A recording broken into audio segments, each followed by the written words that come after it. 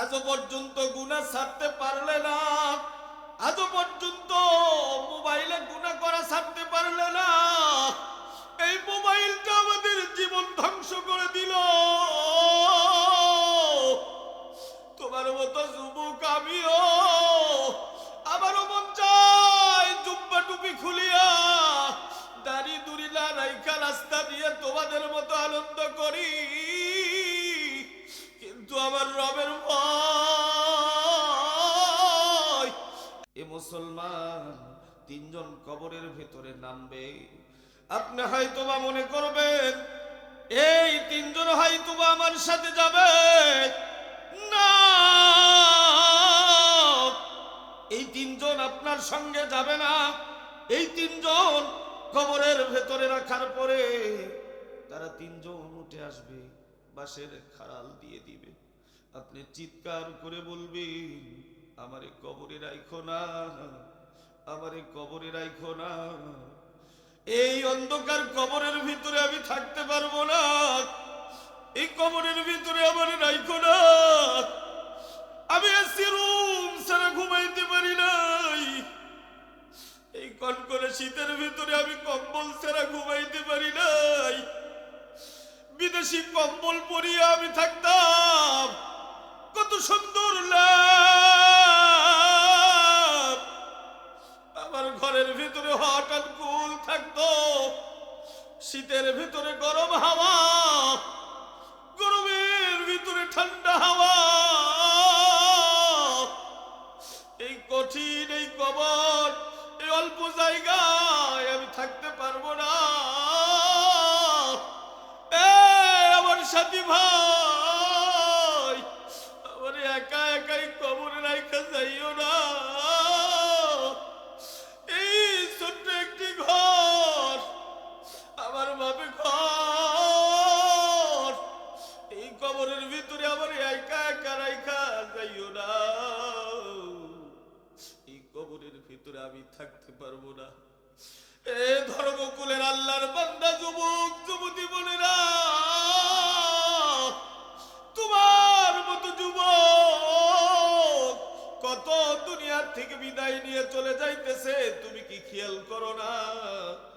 তোমার আশেপাশে কত যুবক দুনিয়ার থেকে বিদায় নিয়ে চলে গেল। আজও পর্যন্ত গুনাহ ছাড়তে পারলে না, আজও পর্যন্ত মোবাইলে গুনাহ করা ছাড়তে পারলে না। এই মোবাইলটা আমাদের জীবন ধ্বংস করে দিল। তোমার মতো যুবক আমিও, আমারও মন চায় জুব্বা টুপি খুলিয়া দাড়ি দুড়ি না রাইখা রাস্তা দিয়ে তোমাদের মতো আনন্দ করি, কিন্তু আমার রবের ভয়।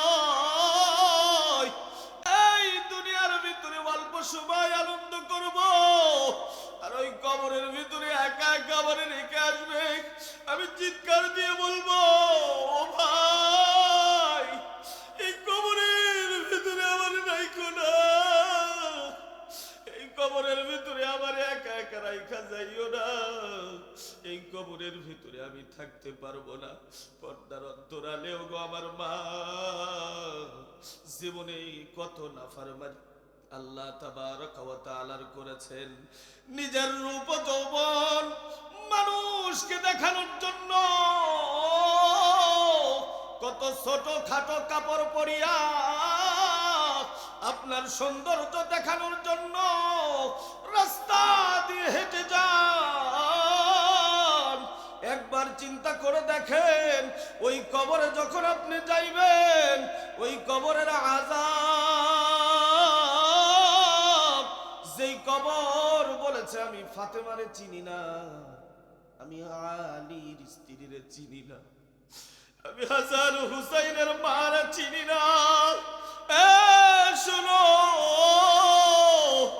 আমি কবর চিনি আমল। যে আল্লাহর বান্দা আমি কবরের ভিতরে আমল নিয়ে আসবে, আমি কবর তার সঙ্গে ভালো ব্যবহার করব।